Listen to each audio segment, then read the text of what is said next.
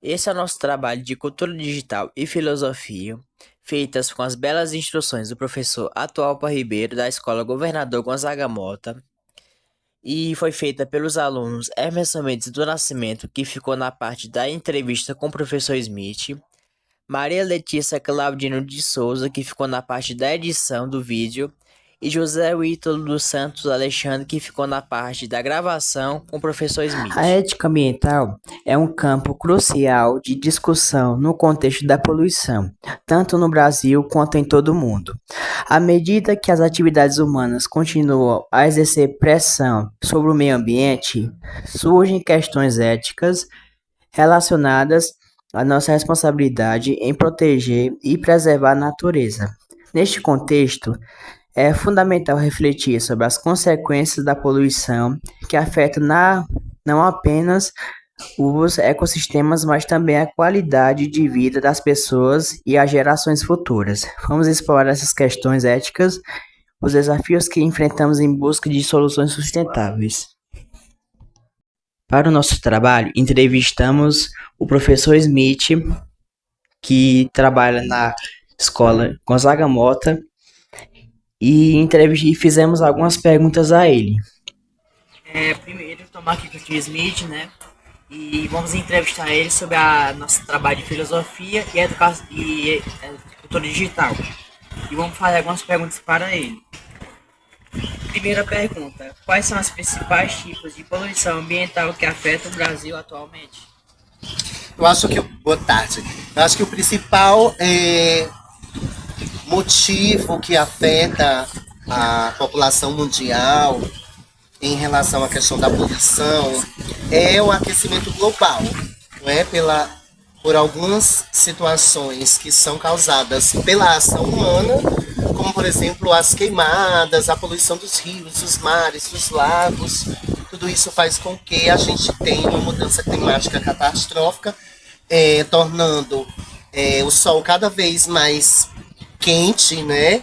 E acaba ocorrendo o descongelamento das grandes geleiras, dos icebergs do Polo Norte, tem gerado grandes catástrofes nos mares, né? Porque os mares vão enchendo e vão ocasionando catástrofes na vida das pessoas e destruindo o habitat das pessoas. E a segunda pergunta: como a poluição afeta diretamente a saúde das pessoas e a biodiversidade brasileira? Ela afeta dessa forma, não é? Porque o próprio o sistema, o Sol, por exemplo, o Sol ele está muito quente, o clima está muito quente. As plantas elas não suportam a quentura do Sol. Nós não suportamos, a nossa pele não suporta a quentura do Sol por conta do aquecimento global. A camada de ozônio está se desgastando por conta de toda essa poluição das usinas, das grandes indústrias, né?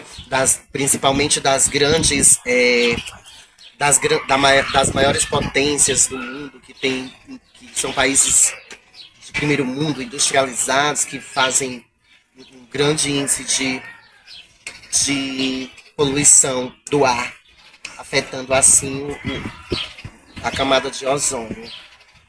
Plenamente.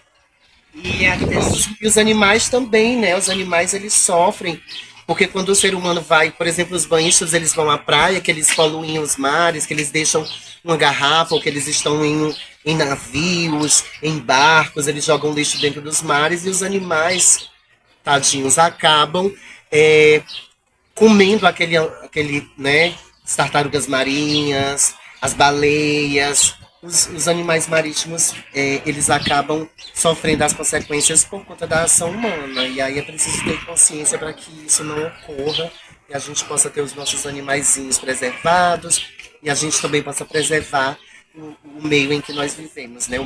Quais são os argumentos a favor da preservação da natureza e da sustentabilidade? Eu acho que o principal argumento é consciência, não é?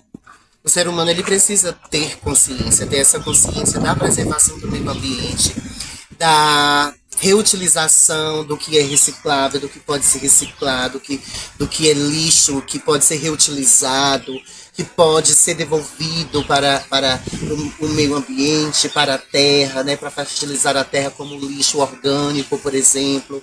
Eu acredito que essa consciência ecológica, tendo essa consciência ecológica de jogar o lixo no lixo mesmo, de conservar o meio ambiente, os rios, os lagos, as praias, as florestas, né, os nossos animais, o ar que nós respiramos, a água que nós bebemos, é um argumento muito forte para que nós possamos ter consciência e ter atitudes que possam contribuir para um ambiente sustentável e saudável e, consequentemente, para viver melhor. Pois muito obrigado, Tio Smith, essa participação do Tio Smith na nosso trabalho. É isso aí. E esse é o nosso trabalho. Espero que tenham gostado. Créditos especiais: Escola Governador Gonzaga Mota, Professor Atualpa Ribeiro e Governo do Estado do Ceará. Tchau, até um próximo vídeo.